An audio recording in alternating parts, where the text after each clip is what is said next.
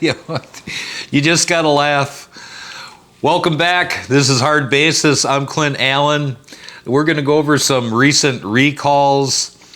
I'm just left in disgust. I'm just really left in disgust. Let's check this first one out here, okay?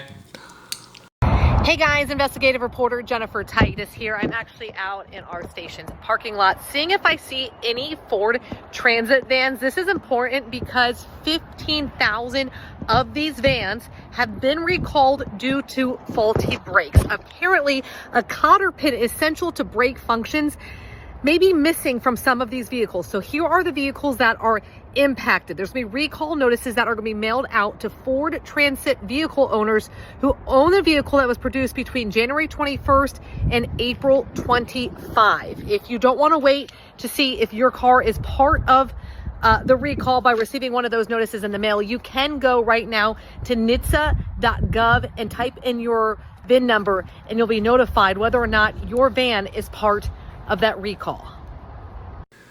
I'll put a link down in the description so you can, if you're worried, the next few vehicles that we go over, if you're worried about if you're part of a recall, just go get the VIN off your car, the VIN off your insurance, the VIN off your registration, whatever, and put it into NHTSA and see if you have any recalls whatsoever. Sometimes those letters and cards just don't make it out the way that they should.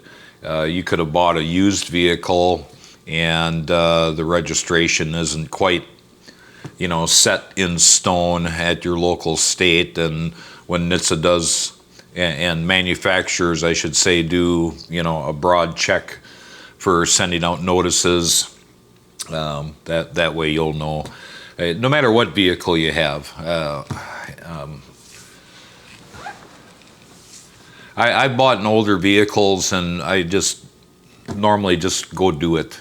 And sure enough, to find out that there's a recall and it was never handled, okay?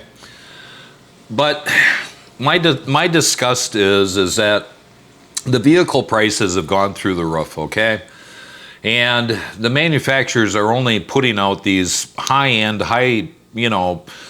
accessorized vehicles.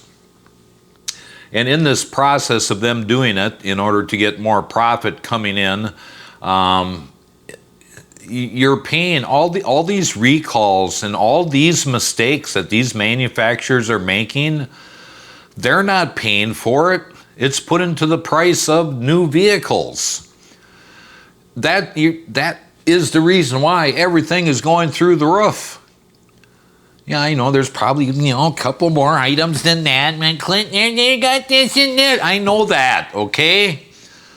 The point is that they take these recalls, all this stuff that they've screwed up. Remember a few years back, everybody was on the EV train. They were losing millions and billions of dollars.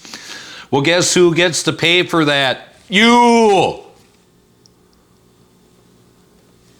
Let's check out this next one. Now that's crazy. Toyota just issued a recall because 2023 to 2024 Prius cars may have wiring issues that can cause the rear door latches to just open unexpectedly while driving. Now there's a governing body called NHTSA, and they warn this can happen while the vehicle is in motion, which to them, and obviously it's a big safety concern. So if you know someone or yourself, if you have a Prius, check the VIN against Toyota's recall. Now this isn't a minor recall. You should check your VIN if you have a Prius, or send this to someone if they do. If you know someone that has a Prius, send this to them because their vehicle might be on the list. Toyota Prius and Prius Prime model years 2023 to 2026 have a recall. On certain vehicles, water can leak into the rear door handles. If this happens, the rear door can open unexpectedly when driving. A door that opens when driving can increase the risk of injury. To reduce the safety risk, Toyota recommends that you enable the automatic locking feature through the vehicle's head unit. Toyota will be notifying owners by mail. They will be advising for you to take your car into a dealership for a free fix. Can you imagine that? Driving down the road and your door comes open. So, and some of you might be thinking, well, I've had a door, not latched all the way. So you have you're driving down the road, you got the two front windows opened, okay?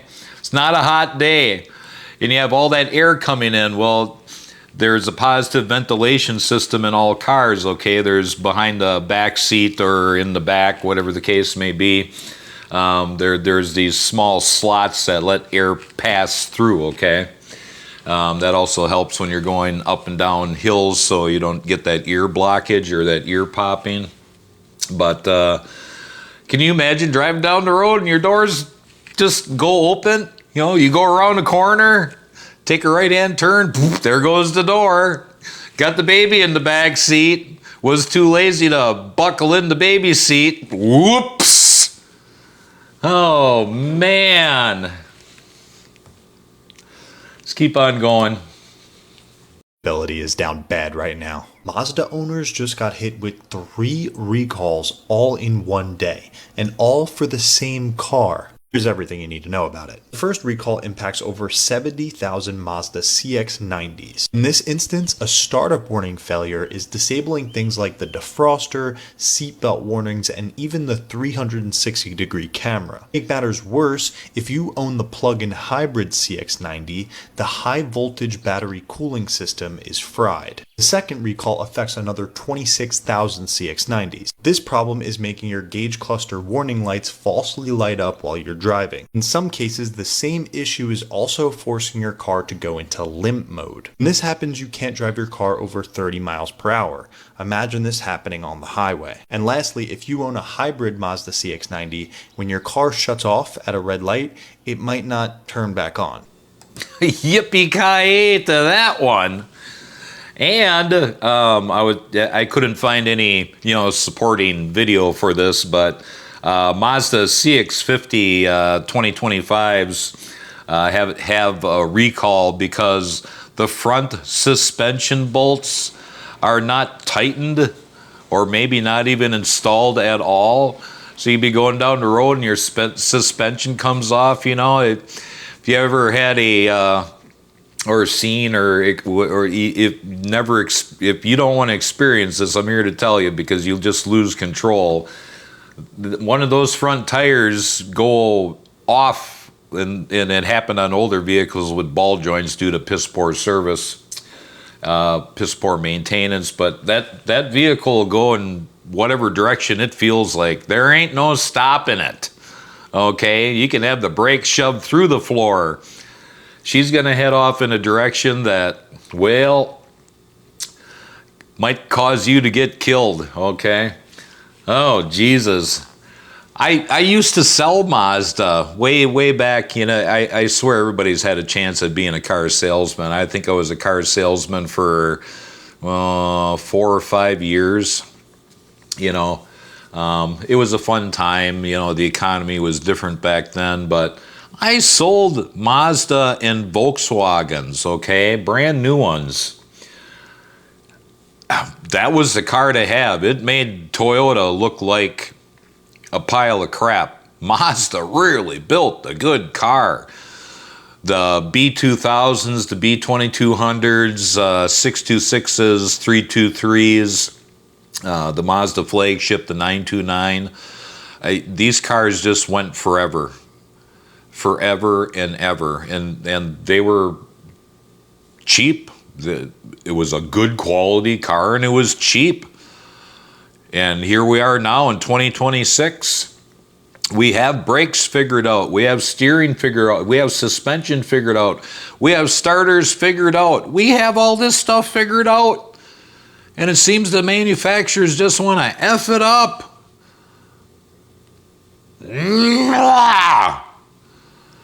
I buy and flip cars, okay? On the side kind of thing, second job. I had to buy a $3,200 scanner, okay? In order to even think about fixing vehicles nowadays. And when I go in there to do the repairs, the stupidity that I see is just epic. You sit there like Harry Stamper in Armageddon when he's going through the machine that's going to be on the asteroid, and it's like, get rid of this. Add up all those hoses, get rid of those. What the hell is this? An ice cream scooper? I keep on going. I'm getting way too worked up here. Jeez. If you own a BMW, this recall might be for you because your car may catch on fire while it's driving. There we go.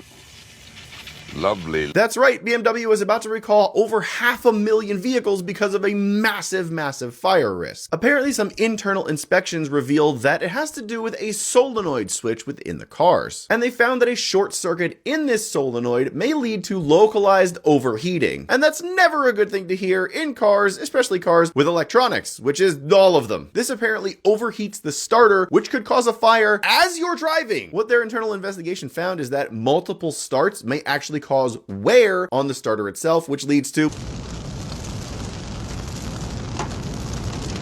And like I said, this is over 500,000 vehicles, around 575,000 globally to be more precise. And that's a lot for BMW. They don't have the same production levels as like Ford, GM, Stellantis, any like that. And this basically affects everything they make. It affects 2, 3, 4, 5, and 6 series, the 7 series, X4, X5, X6, and Z4. So it's like a lot of them.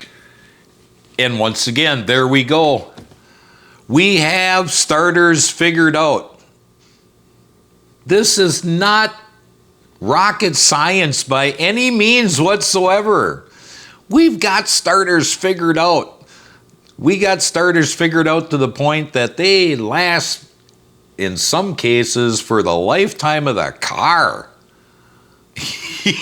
But no. Oh, hold my beer, please, while I F up how starters are made. So I take a close look into this right here.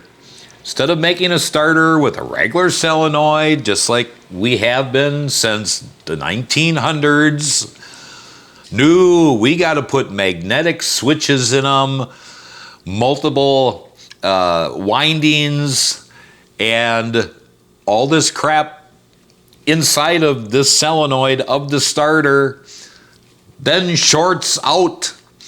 This isn't even the fact, going back, that this previous recall before this one was with starters with BMW, that when they got water on the engine bay or splashed up when you're driving down the road, water would get into the starter and short it out.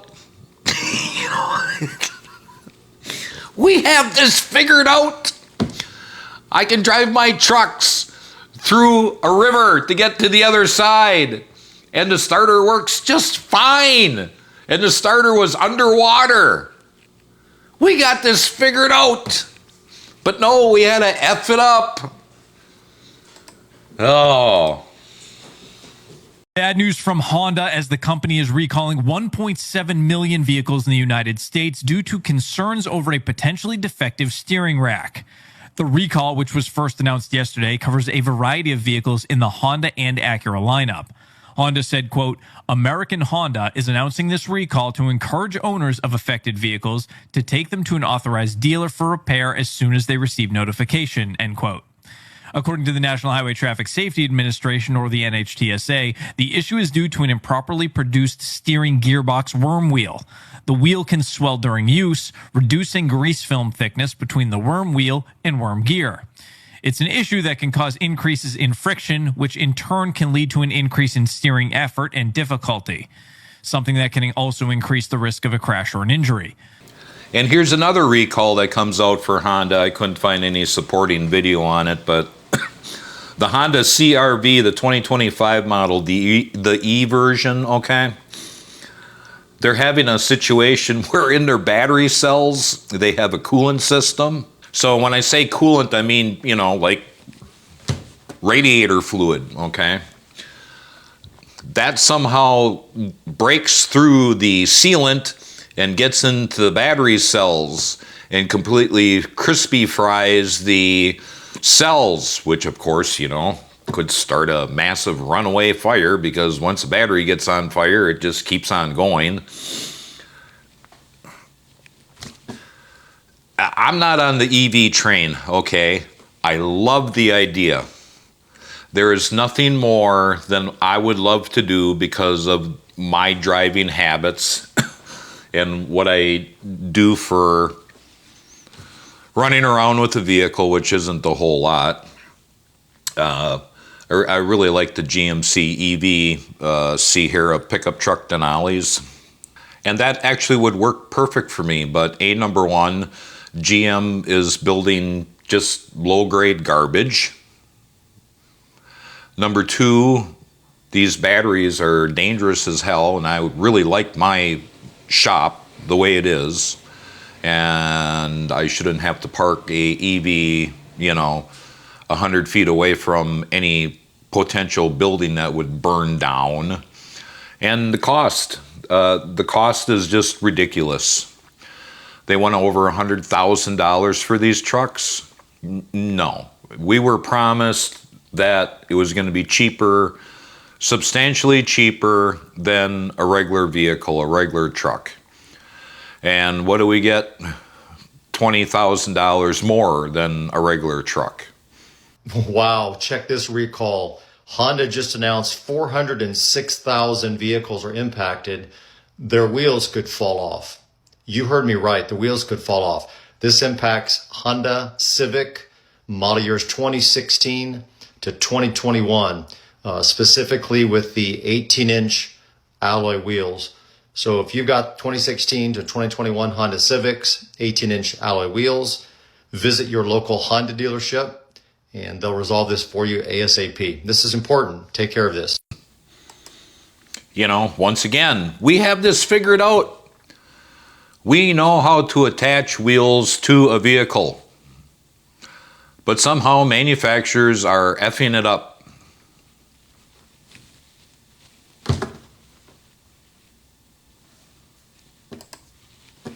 If you own one of these cars, you might want to pay attention.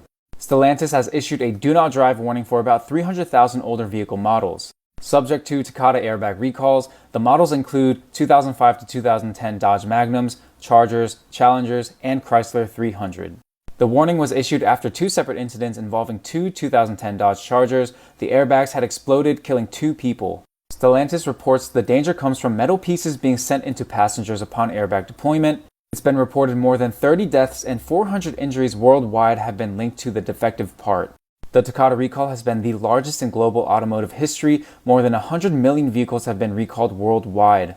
So all customers who have these airbags will get a free repair. I mean, shoot, I would hope so with those numbers. And again, for as long as I can remember, Takata's been in the news all the time for defective airbags. Here's another company that just, manufacturers just need to go to and say, you're incapable of building quality airbags, period.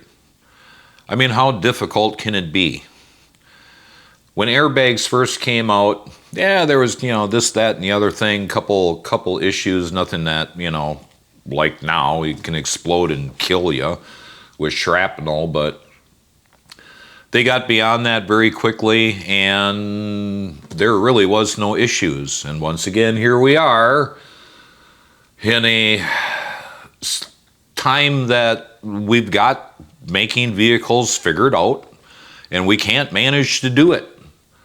I understand Dodge, Stellantis, Chrysler, Jeep, that, it's not their fault, it's a different company, but where's the quality control being checked out here?